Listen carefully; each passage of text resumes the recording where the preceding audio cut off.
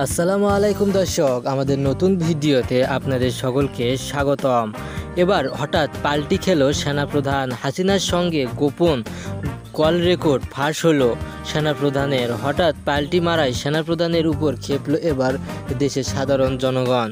দেশে এবার নতুন করে নির্বাচনের হাত থেকে কেউই রক্ষা করতে পারবে না, কেননা দেশ যতদিন পর্যন্ত না নিজের নেতৃত্বে পরিচালিত হচ্ছিল ততদিন পর্যন্ত একটি দ্বিধাদ্বন্দ্ব ছিল যে দেশে আর কখনোই সুষ্ঠু নির্বাচন অনুষ্ঠিত হবে না।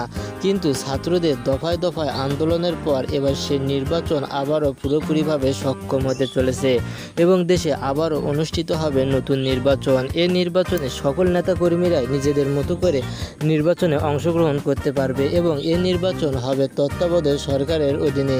তত্ত্বাবধায়ক সরকারের অধীনে নির্বাচন হওয়ার প্রথম শর্ত ডক্টর ইউনূস পূরণ করে দিয়েছে, কেননা ডক্টর ইউনূস তত্ত্বাবধায়ক সরকারের অধীনে নির্বাচন করার জন্য সব ধরনের প্রস্তুতি শেষ করেছে। দেশে এতদিন পর্যন্ত আওয়ামী লীগের নেতৃত্বে যতবারই নির্বাচন অনুষ্ঠিত হয়েছে ততবারই দেশ নানা বাধা বিপত্তির মুখে পড়েছে। এই বাধা বিপত্তির হাত থেকে রক্ষা করতে দেশকে নিজের মতো করে সাজাতেও প্রস্তুত হয়েছে দলগুলো। প্রতিটি ক্ষেত্রে যেখানে দলমল নির্বিশেষে সব কিছু ভুলে গিয়ে দল নিজের নেতৃত্বে পরিচালিত হতে প্রস্তুতি নিচ্ছিল, সেই মুহূর্তে দলমল নির্বিশেষে সব কিছু ভুলে গিয়ে দল নিজের মতো করে সাজাতেও প্রস্তুত দলগুলো। যেখানে একটি দল কিংবা একটি রাজনৈতিক ইস্যু আসলে প্রতিটি ক্ষেত্রে রাজনৈতিক দলগুলোকেই বিবেচিত করা হয় রাজনৈতিক ইস্যু হিসাবে, কিন্তু এবার রাজনীতি ইস্যু থেকে পুরোপুরি সরে গিয়ে দলকে নিজের মতো করে সাজিয়ে নিচ্ছে নেতাকর্মীরা। প্রতিটি ক্ষেত্রে এবার রাজনৈতিক ইস্যু কিংবা অন্য যেসব কিছুই ইস্যু আসুক না কেন সব ইস্যু ভুলে গিয়ে দলকে নিজের মতো করে ক্ষমতায় আনতে প্রস্তুত সাধারণ জনগণ।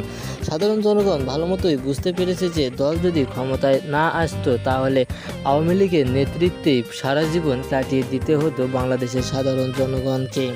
তাই তো এবার ছাত্র জনতা সকলে একত্রিত হওয়ার ফলেই দেশ নতুন করে স্বাধীনতা লাভ করলো। দেশে যতদিন পর্যন্ত না স্বাধীনতা লাভ হচ্ছিল ততদিন পর্যন্ত দেশের মধ্যে নানা বাধা বিপত্তি অনুষ্ঠিত হচ্ছিল। সেই সব বাধা বিপত্তি ভুলে গিয়ে দলকে নিজের মতো করে সাজিয়ে নিচ্ছে দেশগুলো। একটি দল কিংবা একটি রাজনীতিক নেতাকর্মীরা সকলেই জানে যে কে কতখানি গুরুত্বপূর্ণ।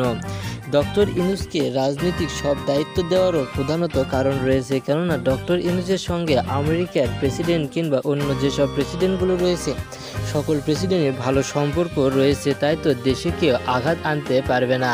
তাই তো ডক্টর ইউনূসকেই এই দায়িত্ব দেওয়া হয়েছে যেন তার বিরুদ্ধে কিংবা দেশের বিরুদ্ধে কেউ যেন কোনো ষড়যন্ত্র না করতে পারে।